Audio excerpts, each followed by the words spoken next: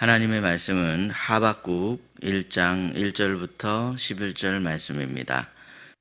말씀을 우리 함께 읽겠습니다. 선지자 하박국이 묵시로 받은 경고라. 여호와여, 내가 부르짖어도 주께서 듣지 아니하시니 어느 때까지리까?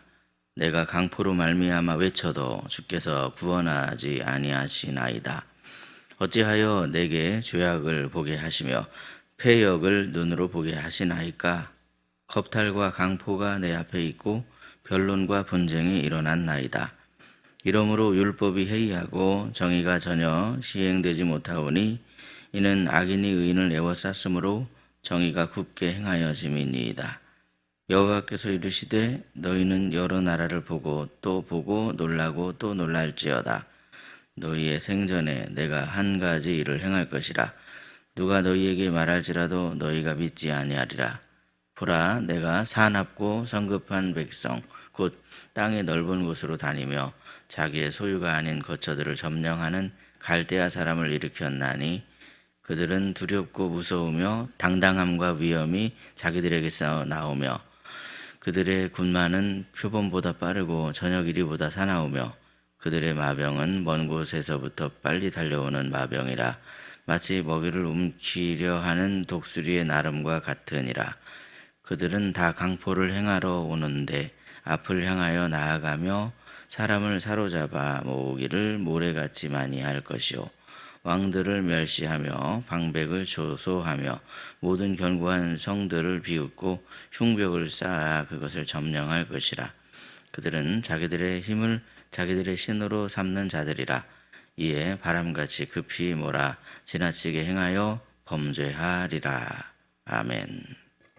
오늘도 이른 새벽에 은혜를 사모하여 주님의 말씀 앞으로 가까이 나오신 사랑하는 여러분에게 하나님이 예비하시고 부어주시는 크신 은혜가 가득하시기를 예수님의 이름으로 축복합니다. 때때로 우리는 세상을 보면서 의문이 들 때가 있습니다. 이를테면 우리가 사는 세상이 너무나도 혼란스러워 보일 때, 거짓이 진실을 이기는 것 같을 때, 이 못된 사람이, 이 욕심쟁이들이 그저 그냥 가만히 묵묵히 있는 사람들을 짓밟고 올라서는 것처럼 보일 때, 그럴 때 의문이 들 수 있더라는 거죠. 오늘날 뉴스만 보더라도 폭력과 사기와 부패의 소식들이 끊임없이 들려옵니다. 물론 그러한 일들이 뉴스에만 일어나는 그런 일은 아닙니다. 우리 주변에도 그런 일들이 일어날 수 있다는 거죠. 우리 삶 속에서도 성실한 사람보다는 편법을 쓰는 사람이 잘 되는 것 같은 그런 모습을 우리가 볼 때가 있습니다. 오늘 본문은 말하자면 그러한 의문을 품고 있었던 하박국 선지자에 대한 말씀입니다. 당시 하박국은 한마디로 말해서 하나님을 향해서 부르짖던 그런 사람이었습니다.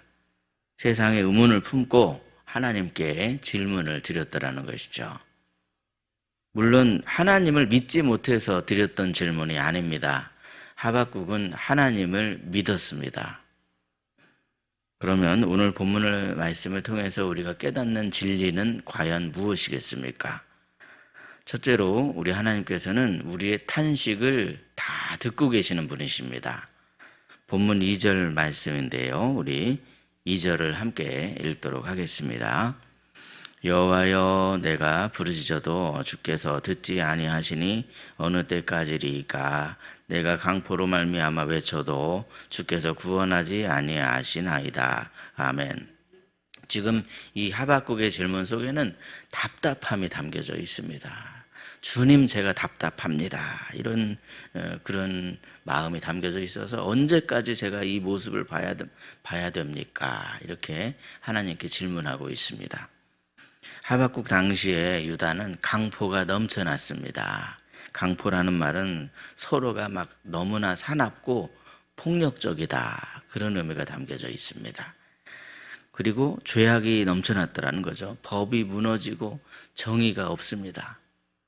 하나님을 찾는 의인이 악인에게 완전히 둘러싸인 그런 상황이 바로 하박국 선지자가 살던 시대의 모습입니다.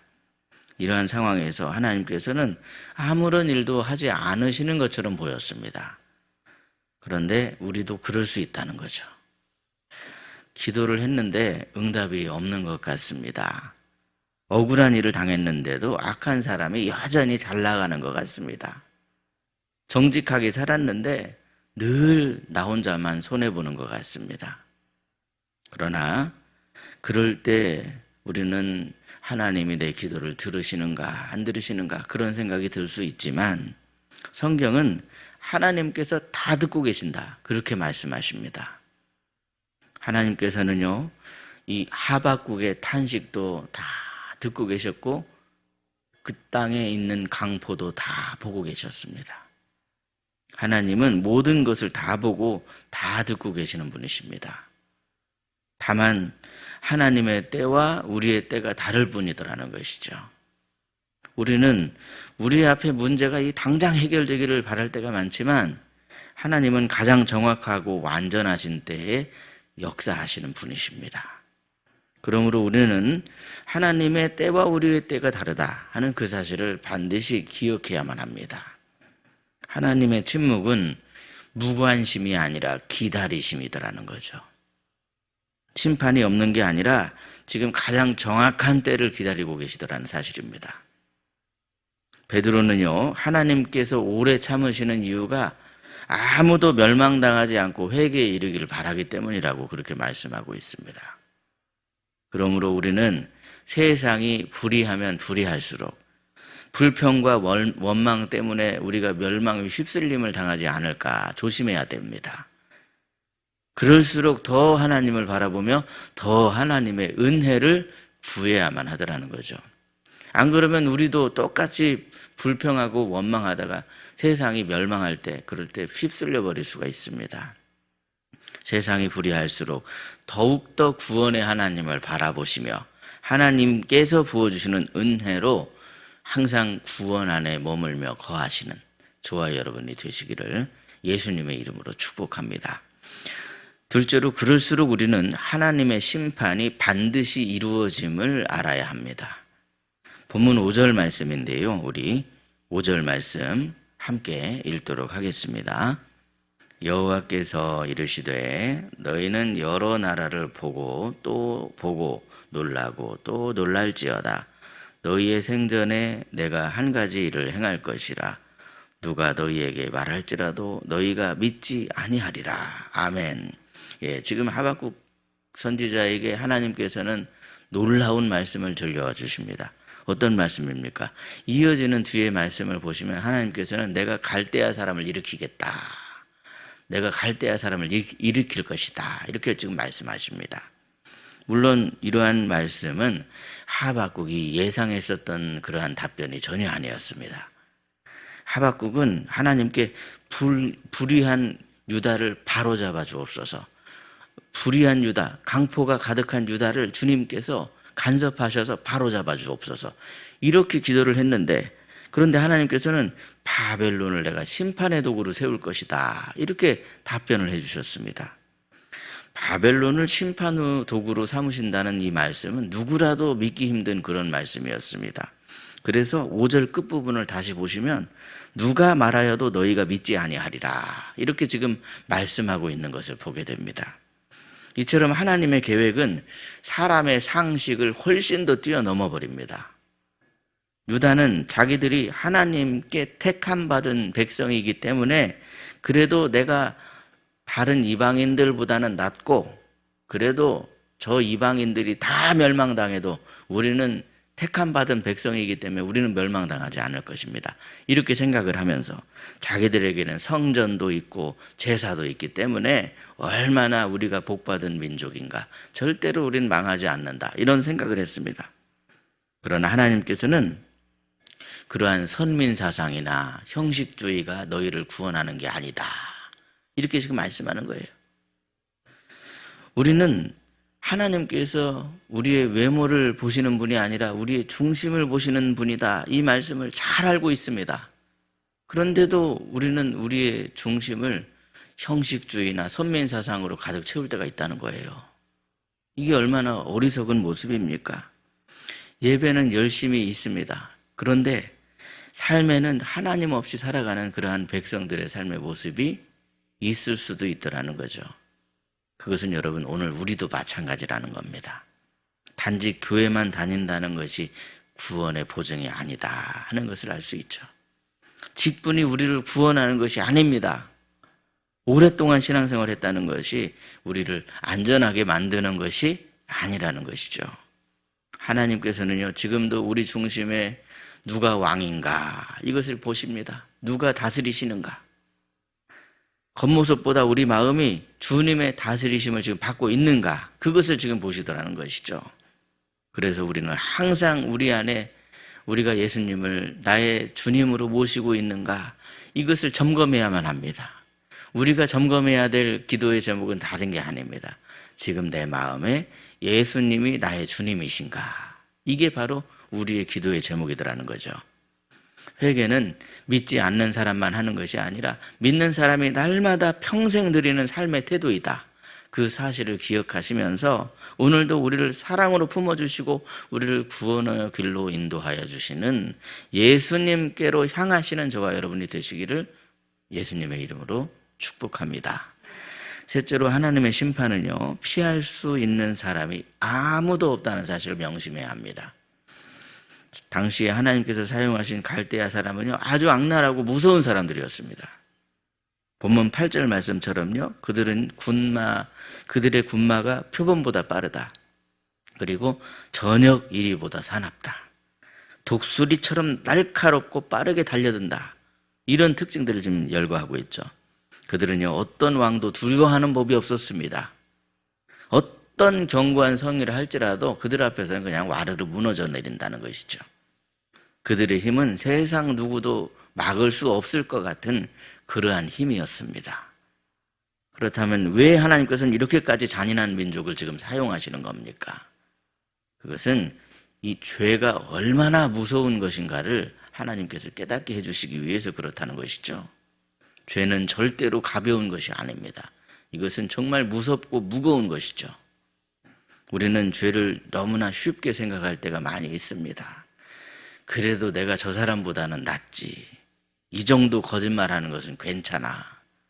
이 정도 욕심내는 것은 다 하는 거야. 별거 아니야. 이렇게 조금 미워하는 것은 남들도 다 하는 거야. 이런 생각을 할 때가 있습니다. 그러나 하나님께서는요, 죄를 절대로 가볍게 여기지 아니하신다는 겁니다. 어떠한 죄를 할지라도 그것이 바로 하나님께로부터 멀어지는 시작점이 되기 때문에 죄는 하나도 가벼운 것이 없습니다. 우리는 알아야 합니다, 여러분. 죄의 결과는 반드시 심판이다 그러십니다. 하나님은 사랑의 하나님이시지만 동시에 공의의 하나님이십니다. 사랑 때문에 죄를 그냥 지나치시는 법이 없습니다. 공의로운 하나님께서는 절대로 죄에 대한 심판을 넘어가시는 법이 없으시다는 거예요. 그 증거가 바로 예수님 아닙니까? 십자가에 달리신 예수님이 바로 그 하나님께서 공의의 하나님이시다, 절대로 죄를 그냥 넘어가시는 법이 없다 하는 그 증거가 예수님이라는 거예요. 성경은 하나님의 심판을 두려워해야 한다라고 말씀합니다.